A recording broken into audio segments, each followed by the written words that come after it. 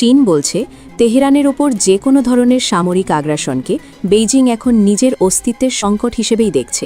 Pentagon যদি মনে করে থাকে তারা ইরানের ওপর হামলা চালিয়ে পার পেয়ে যাবে, তবে তা হবে ইতিহাসের সবচেয়ে বড় ভুল। কারণ ইরানের আকাশসীমা বা জলসীমায় যুক্তরাষ্ট্রের প্রতিটি পদক্ষেপ এখন সরাসরি চীনের স্বার্থে আঘাত করছে। বেইজিং স্পষ্ট বার্তা দিয়েছে তাদের দীর্ঘদিনের মিত্র ইরানের ওপর কোনো আঘাত তারা মুখ বুঝে সহ্য করবে না। যুক্তরাষ্ট্রের নীতিচক্র এটা খুব ভালোভাবেই অনুধাবন করছে। ইরানের সাথে সংঘাত মানে প্রকারান্তরে চীনের সাথেই সংঘাতে জড়ানো, আর এই সংঘাত শুরু হলে যুক্তরাষ্ট্রকে চড়া মূল্য দিতে হবে, যা তাদের কল্পনাকেও ছাড়িয়ে যাবে। মধ্যপ্রাচ্যে মার্কিন যুক্তরাষ্ট্রের মূল টার্গেট এখন আর এককভাবে ইরান নয়, বরং তাদের আসল লক্ষ্যবস্তু হল চীন।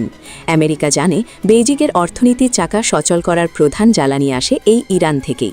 তাই ইরানের ওপর হামলা করে যুক্তরাষ্ট্র মূলত চীনের জ্বালানি নিরাপত্তা ধ্বংস করতে চাইছে। তবে চীনও হাত গুটিয়ে বসে নেই। তারা জানে ইরানকে রক্ষা করা মানেই নিজেদের অর্থনীতিকে রক্ষা করা, আর এই কারণে তেহরানের সুরক্ষায় বেইজিং যে প্রাচীর গড়ে তুলেছে তা ভেদ করা ডোনাল্ড ট্রাম্প বা মার্কিন প্রশাসনের জন্য দুঃসাধ্য। বিশ্ব রাজনীতিতে এখন এক অদৃশ্য যুদ্ধ চলছে, যার একদিকে যুক্তরাষ্ট্র এবং অন্যদিকে চীন, আর এই দুই পরাশক্তির মাঝখানে রণক্ষেত্রে পরিণত হয়েছে ইরান।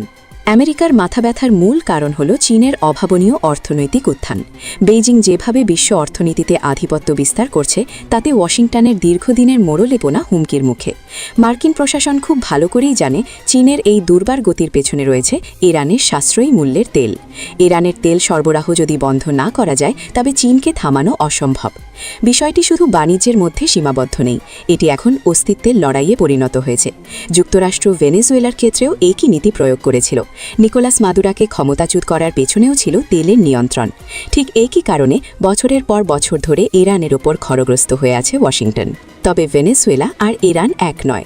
ইরানের পেছনে রয়েছে চীনের মতো পরাশক্তি, যারা তাদের জ্বালানি নিরাপত্তার জন্য যে কোনো পর্যায়ে যেতে প্রস্তুত।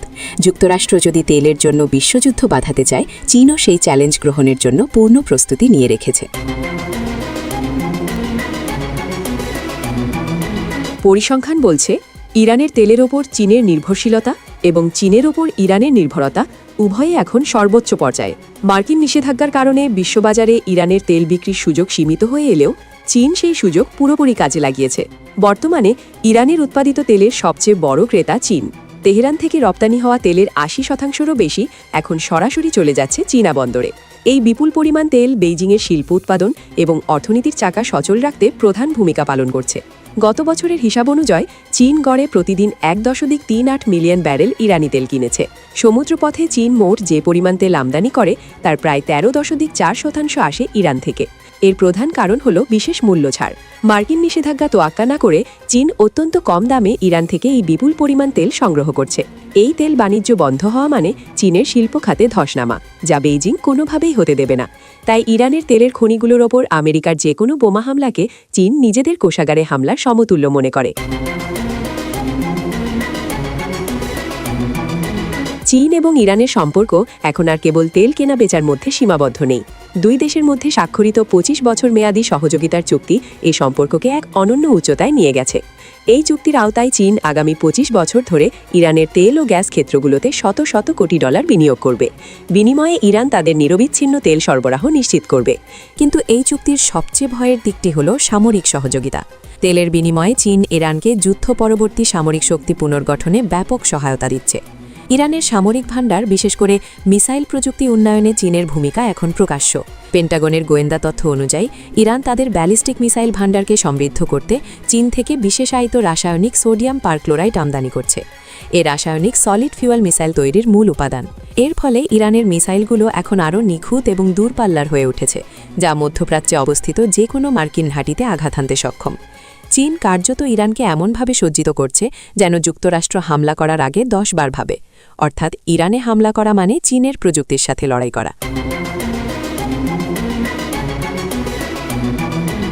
যুক্তরাষ্ট্রের নিষেধাজ্ঞার বেড়াজাল ছিন্ন করে ইরান ও চীনের এই বাণিজ্য ও সামরিক সম্পর্ক এগিয়ে যাচ্ছে। সাম্প্রতিক সময়ে আমেরিকা ইরানি তেল পরিবহনের সাথে জড়িত 9টি জাহাজ ও 8টি প্রতিষ্ঠানের ওপর নতুন করে নিষেধাজ্ঞা আরোপ করেছে। তাদের লক্ষ্য হল ইরানের তেল রপ্তানি পুরোপুরি বন্ধ করে দেওয়া। কিন্তু বাস্তবতা হল বরং তা আরও অপ্রাতিষ্ঠানিক এবং গোপন পথে বেড়েছে। চীন মার্কিন ডলারের পরিবর্তে নিজস্ব মুদ্রা ইউয়ান এবং অন্যান্য বিনিময় প্রথায় ইরানের সাথে বাণিজ্য করছে, যা মার্কিন অর্থনৈতিক অবরোধকে অকার্যকর করে দিচ্ছে।